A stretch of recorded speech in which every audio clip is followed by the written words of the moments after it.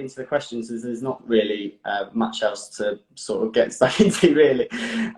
So I mean, the first question, we've ended up breaking it down into sort of different categories.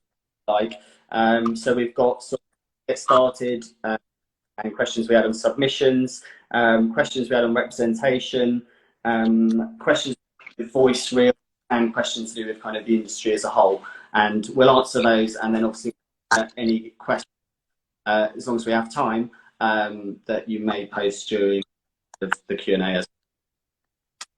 So the first question we had from Chloe was, how do you start a career in voice? So I guess that's quite a start with, really. Helen, do you want to go? No, you go, Carrie. I mean, it's such a, as an industry, voiceover is one of the most accessible in terms. You don't necessarily need any qualification. You know, all you really need is the voice. A lot of people tend to come into through acting, and I think that's probably because of interpreting a script and being able to take direction. You know, there's lots of people that have a good voice, and just because you have a good voice, it does mean that you have to be able to actually respond to direction given it to you and that. So you've got a bit of an acting background. I think it does help when interpreting and sort of reacting to feedback, yes.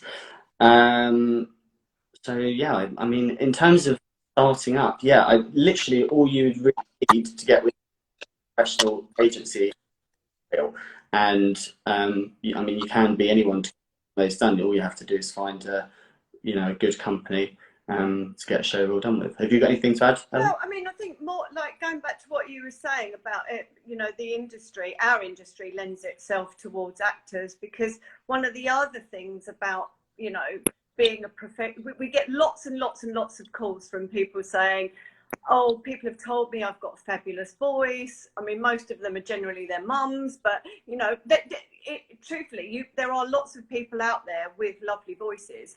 But our industry is a really fast turnaround industry, and you know, we'll get a briefing. That person would then need to potentially go in the same day to do a job. So actors often do this job because they have big chunks of time available if they're not filming. If you had a full-time job, you know, you would be limited as to, you know, when you could go out and do these voiceovers, and unfortunately it doesn't kind of work like that.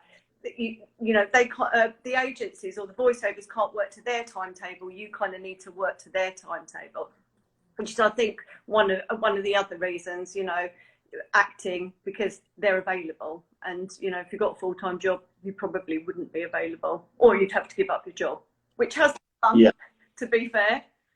Yeah.